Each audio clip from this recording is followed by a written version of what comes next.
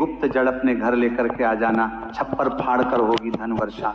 जी हाँ भक्तों, इस पौधे की जड़ इतनी अधिक चमत्कारी है कि इसे घर लाते ही आपको अपने जीवन के हर कष्टों से तुरंत मुक्ति मिलेगी। साथ ही भक्तों, आपको भगवान शिव के साथ साथ माता लक्ष्मी का भी आशीर्वाद प्राप्त होगा और आपकी हर मनोकामना भगवान शिव के आशीर्वाद से पूरी होगी।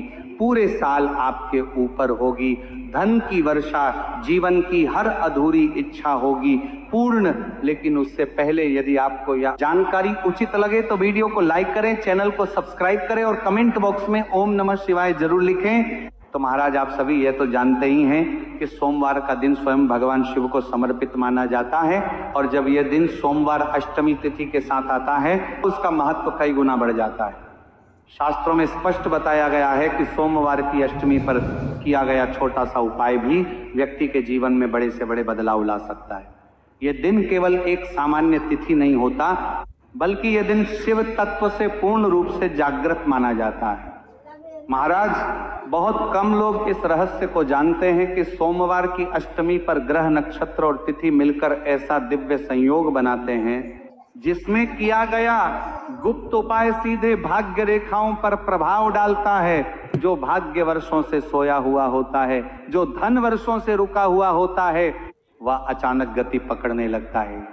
यही कारण है कि हमारे शास्त्रों में सोमवार की अष्टमी को अत्यंत प्रभावशाली बताया गया है। और महाराज, यदि सोमवार की अष्टमी के दिन कोई व्यक्ति चुपचाप एक विशेष पौधे की जड़ अपने घर लेकर आ जाए या उससे जुड़ा सही उपाय कर ले तो कहा जाता है कि उसके जीवन में ऐसी धन वर्षा होती है कि वह स्वयं भी चकित रह जाता है। शास्त्रों में उल्लेख मिलता है कि इस वृक्ष में स्वयं भगवान शिव का वास माना गया है।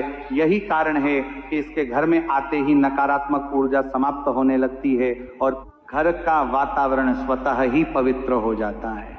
महाराज, आज के समय में हर व्यक्ति किसी न किसी समस्या से घिरा हुआ है। कोई आर्थिक संकट से जूझ रहा है, कोई विवाह में बाधा से परेशान है, किसी को संतान सुख नहीं मिल पा रहा, तो कोई करियर और व्यापार में लगातार असफलताओं का सामना कर रहा है।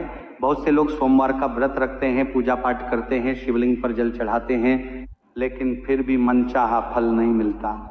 ऐसे में आपको यह समझना आवश्यक है कि केवल कर्म ही नहीं, सही समय पर किया गया सही उपाय भी आवश्यक होता है।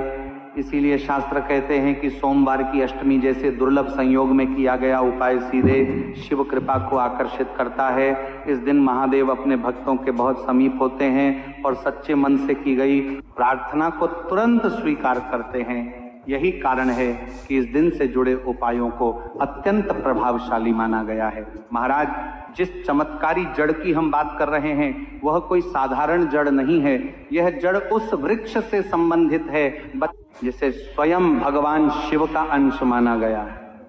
इस वृक्ष की पत्तियों से लेकर इसकी जड़ तक हर भाग में दिव्य शक्ति का वास माना गया है। इस वृक्ष की जड़ के बारे में कहा गया है कि यह अमृत के समान है।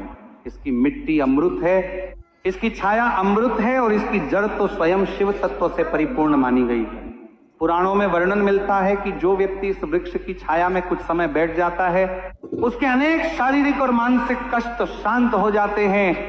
जो भक्त इसकी पत्ती शिवलिंग पर अर्पित करता है उसकी मनोकामनाएं पूर्ण होने लगती हैं और जो व्यक्ति श्रद्धा से इस वृक्ष को लगाता है उसके घर वंश वृद्धि का योग प्रबल हो जाता है।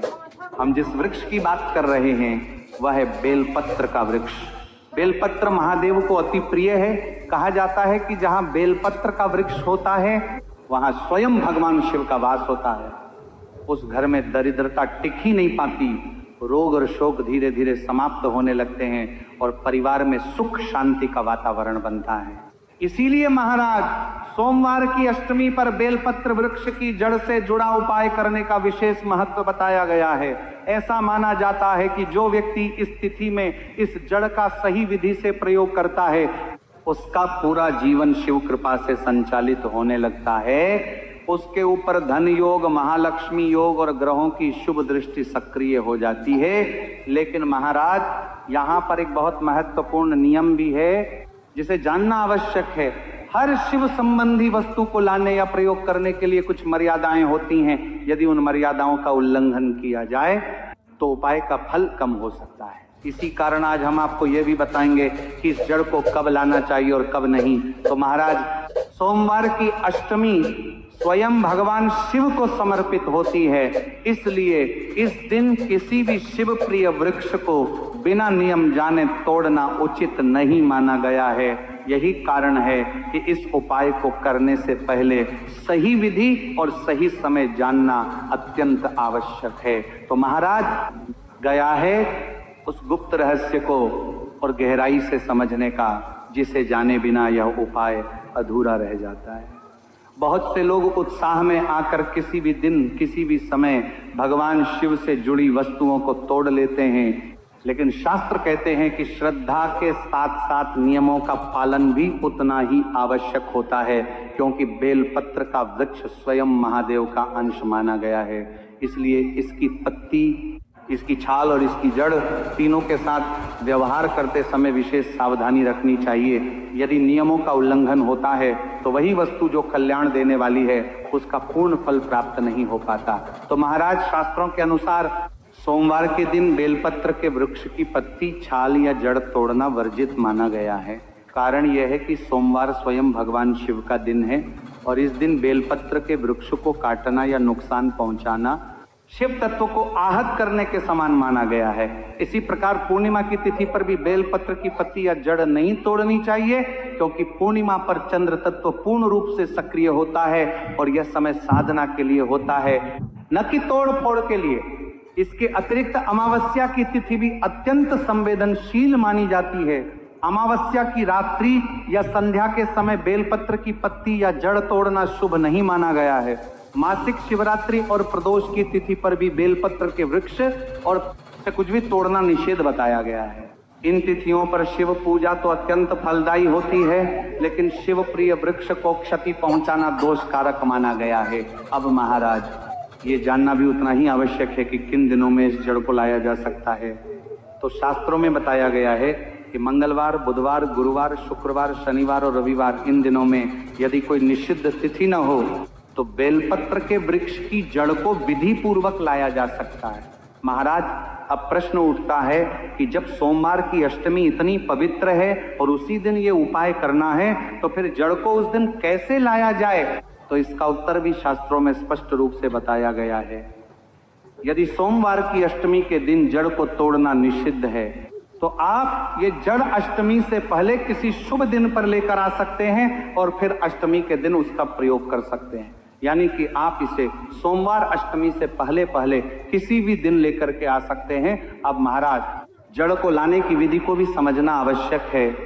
जब भी आप बेलपत्र के वृक्ष की जड़ लेने जाएं तो मन में किसी प्रकार की जल्दबाजी न रखें।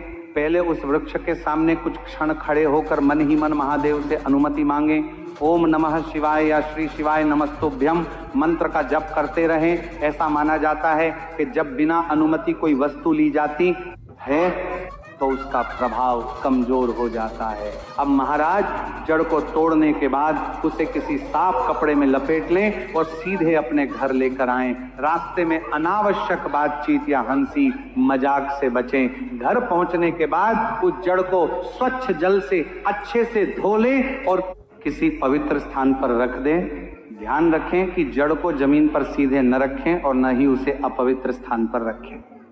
अब महाराज, हम बात करते हैं उस सबसे महत्वपूर्ण प्रक्रिया की जिसके बिना यह पूरा उपाय अधूरा माना जाता है। यही वह प्रक्रिया है जिसके माध्यम से साधारण सी दिखने वाली जड़ एक दिव्य चंदन का रूप ले लेती है और उसी चंदन से महादेव की कृपा प्रत्यक्ष रूप से प्राप्त होती है।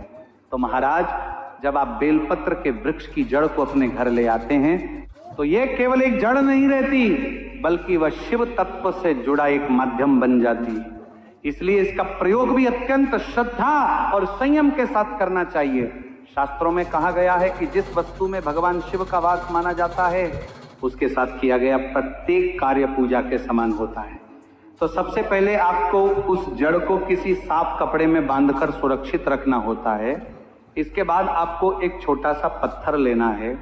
यह पत्थर कोई भी साधारण पत्थर हो सकता है, लेकिन ध्यान रहे कि वह स्वच्छ हो और टूटा हुआ न हो। उस पत्थर को आप जल से धो लें और फिर उस पर थोड़ा सा गंगा जल या कोई भी शुद्ध जल डाल दें। ऐसा करने से वह पत्थर पूजा योग्य बन जाता है। अब महाराज इस जड़ को आपको उस पत्थर पर घिसना है, से आपको चंदन प्राप्त कर लेना होगा। अब महाराज बेलपत्र की जड़ से प्राप्त चंदन को लेकर आपको भगवान शिव के मंदिर में पहुंच जाना है। अब महाराज यदि संभव हो तो सोमवार की अष्टमी के दिन ही यह कार्य करें, क्योंकि सोमवार की अष्टमी साल में केवल 1-2 बार ही आती हैं। लेकिन यदि किसी कारणवश उस दिन मंदिर जाना संभव न हो तो किसी भी अन्य सोमवार या शिव को समर्पित तिथि पर भी यह उपाय किया जा सकता है। अब महाराज मंदिर पहुंचने के बाद शिवलिंग को पहले शुद्ध जल से स्नान कराएं। इसके बाद उस चंदन से आप शिवलिंग पर त्रिपुंड का निर्माण कर सकते हैं या फिर ओम का चिन्ह भी बना सकते हैं। महाराज आप चाहें तो शिवलिंग पर महादेव की आंखों का प्रतीक भी बना सकते हैं। शास्त्रों में कहा गया है कि जो व्यक्ति शिवलिंग पर आंखों का निर्माण करता है उस पर महादेव की विशेष दृष्टि पड़ती है और उसके जीवन का सबसे कठिन समय भी बदलने लगता है, क्योंकि महाराज ऐसा माना जाता है कि इस चंदन को शिवलिंग पर अर्पित करते समय महादेव उस भक्त की हर मनोकामना को सुनते हैं। उस क्षण यदि आप मन ही मन अपनी इच्छा महादेव के चरणों में अर्पित कर देते हैं तो धीरे धीरे वो इच्छा पूर्ण होने की दिशा में बढ़ने लगती है। कई साधकों का अनुभव है कि इस उपाय के बाद उनके जीवन में अचानक सकारात्मक परिवर्तन आने लगे हैं। अब महाराज इस उपाय का एक और रहस्य भी है जिसे बहुत कम लोग जानते हैं। जब आप शिवलिंग पर यह चंदन अर्पित कर चुके हों तो उसमें से थोड़ा सा चंदन प्रसाद स्वरूप अपनी हथेली पर लें, उसे पूरे सम्मान के साथ ग्रहण करें। ऐसा माना जाता है कि इस चंदन को प्रसाद रूप में ग्रहण करने से शरीर के भीतर छिपे रोग, भय और नकारात्मक ऊर्जा धीरे धीरे समाप्त होने लगती है। शास्त्रों में उल्लेख मिलता है कि बेलपत्र की जड़ से बना यह चंदन केवल बाहरी समस्याओं पर ही नहीं बल्कि आंतरिक पीड़ाओं पर भी प्रभाव डालता है। जिन लोगों को लंबे समय से मानसिक तनाव, भय या अस्थिरता बनी रहती